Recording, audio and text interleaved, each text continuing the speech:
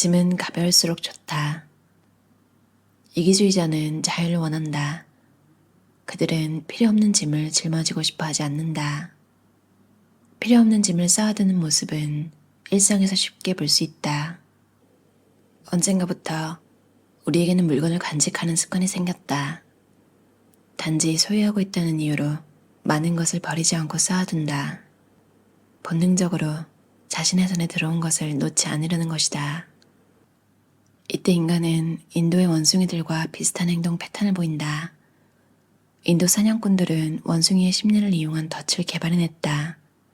그들은 코코넛 안쪽을 파내고 껍질에 조그만 구멍을 뚫어놓는다. 그리고 원숭이가 코코넛 안쪽으로 손을 뻗어 집어넣도록 원숭이들이 좋아할 만한 간식을 그 안에 넣어둔다. 원숭이가 손을 넣고 주먹을 쥐면 구멍에 손이 끼어 뺄 수 없다. 사냥꾼이 뚫어놓은 구멍은 손가락을 펴야 겨우 들어갈 만한 크기이기 때문이다. 하지만 원숭이는 자신이 획득한 그 간식을 놓치고 싶지 않기에 주먹을 펴지 않는다. 뒤이어 나타난 사냥꾼에게 잡힐 때까지 원숭이는 그렇게 주먹을 쥔 상태로 덫에 걸려 있다. 이때 이용된 심리는 소유 효과라고 불린다. 이것은 사람들이 어떤 대상을 소유하고 나면 그 대상을 더 높게 평가하는 경향을 가리킨다. 듀크 대학교에서 심리학과 행동경제학을 가르치고 있는 댄 에리얼리 교수는 이와 관련하여 학생들과 실험을 진행했다. 그는 매우 인기가 많은 농구 게임 입장권을 몇몇 학생들에게만 선물했다. 참고로 항상 매진되는 LA 레이커스의 경기 입장권은 6만 원에서 18만 원 정도이다. 코트 가까이에 있는 인기 많은 좌석은 24만 원에 팔리기도 한다. 교수는 아무것도 받지 못한 학생들에게 티켓을 얻은 학생에게서 얼마를 주고 티켓을 살 의향이 있냐고 물었다. 학생들은 평균적으로 20만 4천 원의 가격을 지불할 용의가 있다고 답했다. 이어 에리얼리 교수는 티켓을 선물 받은 학생들에게 얼마를 주면 그 티켓을 팔겠냐고 물었다. 티켓을 가지고 있는 학생들이 답한 평균값은 288만 원이었다. 우리는 이미 소유하고 있는 것을 더 가치 있다고 생각한다. 그래서 우리는 덫에 걸린 원숭이들처럼 안간힘을 쓰면서도 손에 쥔 것을 놓지 못한다. 사리분별을 제대로 하지 못하고 자유를 포기하는 것이다. 우리가 사물을 점유한다고 생각하지만 결국 점유당하는 것은 우리 자신이다. 자유를 원하는 사람은 자유로울 준비가 되어 있어야 한다. 나는 어느 순간부터 내가 가진 물건들을 빠르게 처분하는 데 익숙해졌다. 편지, 선물, 한 번밖에 사용하지 않은 전자기기 등 심지어 아직 쓸 수 있는 물건도 버린다. 가지고 있으면 높은 대가를 치러야 한다는 사실을 알기 때문이다. 물건은 사람을 구속할 수 있기 때문이다. 사람들은 큰 배낭을 짐처럼 짊어지고 인생을 살아간다. 이기주의자에게 짐은 필요 없다. 이기주의자는 부담에서 벗어나 자신의 계획에 따라 자유롭게 목표를 쫓고 싶어 한다. 무언가에 쫓기지 않아야 완전히 자신에게 집중할 수 있다. 배우 조지 클루니가 해고 전문가 라이언 빙햄을 연기했던 영화 인디에어에서는 기업에서 구조조정이 필요할 때 그에게 연락한다. 이 달갑지 않은 역할을 직접 하지 않기 위해 사장은 외부에서 전문가를 고용하여 해고 절차를 진행한다. 그래서 라이언 빙햄은 매일 비행기를 타고 여러 도시로 출장을 간다. 오늘은 시카고, 내일은 뉴욕, 어떤 날은 미 중서부의 어느 시골 청구석으로 향한다. 여행용 가방과 함께하는 그의 커리어는 빙임의 삶 전반에 영향을 미친다. 영화 속의 이 캐릭터는 부차적으로 필요 없는 짐이라는 주제로 강연을 하기도 한다. 그는 빨간 배낭을 짊어지고 무대에 올라 관중에게 이 배낭이 인생을 상징한다고 설명한다. 사람들은 인생에서 필요한 것들을 배낭에 넣는다.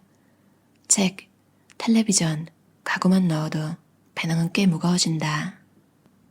거기에 차, 집, 사람들까지 넣으면 어떨까? 이 지점에서 그는 관중에게 묻는다. 가방끈이 점점 더 강하게 어깨를 짓누르는 게 느껴지십니까?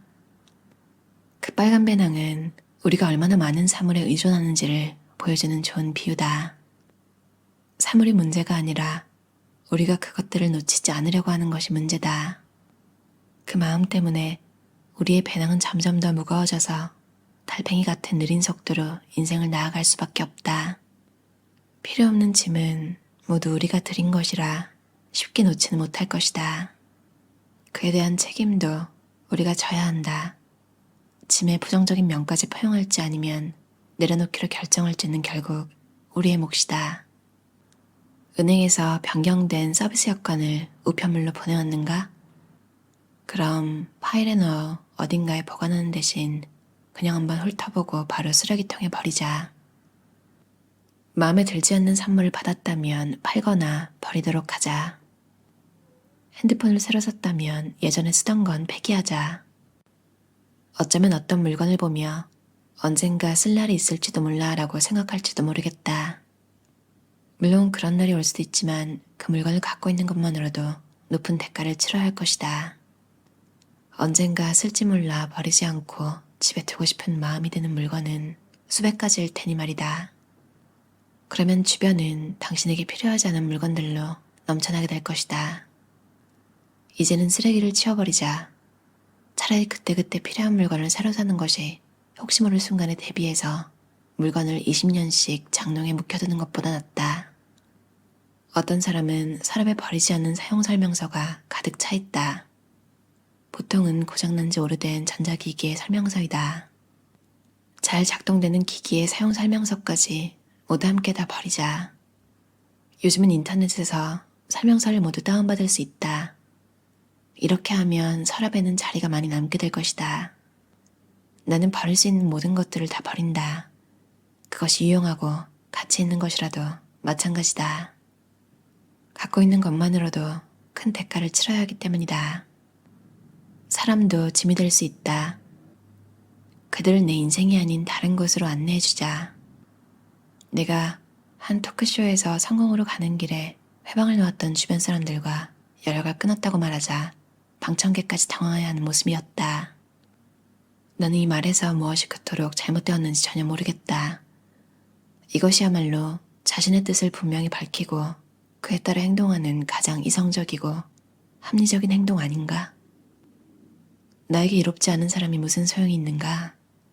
거꾸로 내가 그에게 이롭지 않다면 나와 관계를 유지하는 것이 무슨 소용인가?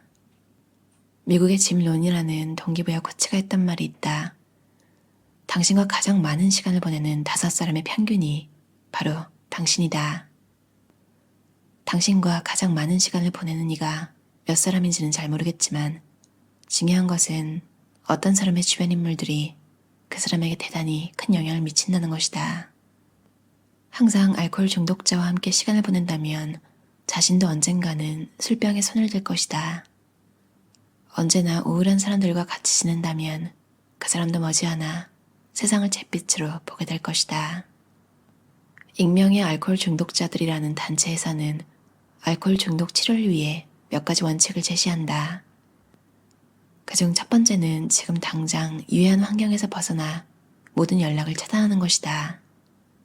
회복에서 가장 중요한 것은 올바른 환경이다. 자신에게 이롭지 않은 사람은 인생 방향을 재정비할 수 있도록 분명하게 끊어내는 것이 좋다. 상대에게 솔직한 게 가장 좋겠지만 누구나 솔직함을 받아들일 수 있는 것은 아니다. 상대의 부정적 반응은 당신의 문제가 아니며 오히려 솔직하게 말함으로써 상대에게 도움을 줄 수도 있다. 상대는 당신의 말을 자기를 돌보는 계기로 삼을 수도 있기 때문이다. 더 나아가 이를 통해 발전하게 될 수도 있다. 모든 헤어짐이 부정적인 것은 아니다. 어쨌거나 당신의 행복한 삶을 영위하고 목표한 바를 이루기 위해서는 모든 짐으로부터 자유로워져야 한다. 율리엠 바카우스 저자의 자유로운 이기주의자라는 책이었어요. 굉장히 솔직하죠. 그러니까 어떻게 보면 사람들이 살고 싶어하는 삶? 그러니까 싫으면 안 하지. 이런 거 있잖아요. 좀 힘이 있을 때 할 수 있는 선택. 그러니까 뭔가 믿을 구석이 스스로에게 있을 때 할 수 있는 선택을 과감하게 그렇게 실천하면서 사는 사람이라서 와 되게 멋지다 이런 생각도 들고 제목은 이런데 사실 보면 그냥 매너를 잘 지키는, 하지만 쓸데없는 데는 신경 안 쓰고 남의 눈보다는 자기에게 소중한 거, 남한테 피해를 안 주는 선에서 자기가 원하는 걸 누리며 사는 그런 삶을 지향하는 저자의 이야기였어요. 특히 짐은 적을수록 좋다. 이 부분은 미니멀리스트 시부시 있죠. 제목도 좀 그러네요. 이기주의자가 들어가네요. 나는 미니멀리스트 이기주의자입니다. 그 책에서도 시부시가 담배 피는 사람이랑은 안 친하게 지내요. 그러니까 아예 시작을 안 해요, 관계를. 냉정하게 느껴지냐면서. 근데 결국에는 내가 그렇게 마음을 확실히 정했기 때문에 내 주변에는 내가 원하는 사람들만 모여있다. 시부시의 경우는 담배였고 사람마다 그런 기준이 다를 수도 있겠죠. 저 같은 경우는 약속을 늦거나 늦는데 말하거나 그러니까 예의상 그래 다음에 보자 이거는 누구나 알잖아요. 그러니까 그냥 하는 말인 거를 보기 싫은데 억지로 한 말이라는 게 아니라 그냥 일단 그 상황을 좋게 안녕 하기 위해서 하는 말이라고 느껴지잖아요. 근데 제가 알게 됐던 괜찮다고 생각했던 동료가 뭘 자꾸 불러요. 그러니까 가자 이거 하자. 되게 근데 그 내용이 되게 너무너무 구체적이에요. 심지어 날짜도 알려줘요. 근데 시간이 없어요. 날짜까지 정해져 있으니까 나는 준비를 해야 될 것 같단 말이죠. 근데 그쯤 돼서 다시 물어보면 취소가 됐다던가 인원이 꽉 차서 못 간다던가 이상한 변명을 다 대요. 그게 진짜일 수도 있겠죠. 근데 저는 그게 되게 너무 상처가 되더라고요. 한두 번이 아니라 계속 되니까 사람이 안 변한다는 걸 느꼈고 그 나라 특유의 문화인가? 아니에요. 근데 다른 동료, 그 나라에서 온 사람은 전혀 다르거든요. 그래서 몇 번 그런 일을 겪으니까 저는 이런 사람들이랑 안 맞구나. 안 맞는 걸 떠나서 되게 내가 진짜 가치 없는 사람처럼 느껴지더라고요. 와, 누군가에게 나는 이렇게 대접해도 되는 사람이구나. 그걸 깨닫고 나서 그 친구가 하는 말은 그냥 한 귀로 듣고 한 귀로 흘리고 하고 치우는데 그러니까 정말로 약속을 약속으로 보는 그러니까 아무 드라마가 없는 그러니까 언제 만나기로 했고 만날 거면 그냥 만나시는 그런 사람들만 남아서 갈등이 훨씬 없고 정말 랜덤으로 어쩌다가 약속이 성사되는 그 전에 그 말로만 남발하는 그 친구보다 훨씬 좀 마음이 편해졌어요. 상대에게 솔직한 게 가장 좋겠지만 누구나 솔직함을 받아들일 수 있는 것은 아니다. 덧붙여서 내가 꼭 그걸 말해줘야 되는 건 아니다. 평생 그렇게 살아왔다는 거는 자기 서클은 그런 식이었겠죠. 혹은 나한테만 그런 걸 수 있고 굳이 깊이 알 필요 없고요. 그냥 지인으로 그냥 알아놓기만 하면 되는 것 같아요. 별로 마음을 쓰지 않는 상태로 두는 것. 맺고 끊는 걸 잘 못하시는 분들은 한 번씩 이제 때마다 읽어주면 도움이 굉장히 많이 되는 책이에요. 새해에 또 잘 어울리는 책이기도 한데 그러니까 목표를 정하고 1년에 중요한 거, 그러니까 연간 목표 10가지를 직접 손으로 써내려간다. 저자는 맨날 쓴대요. 몇 주가 지나고 나면 내 손은 종이 위에서 거의 자동으로 움직인다. 여러분들 이번 년에 꼭 이루고 싶은 거 10가지 목표를 적어보는 건 어떨까요, 매일? 저도 오늘 그렇게 한번 해볼게요. 들어주셔서 감사합니다.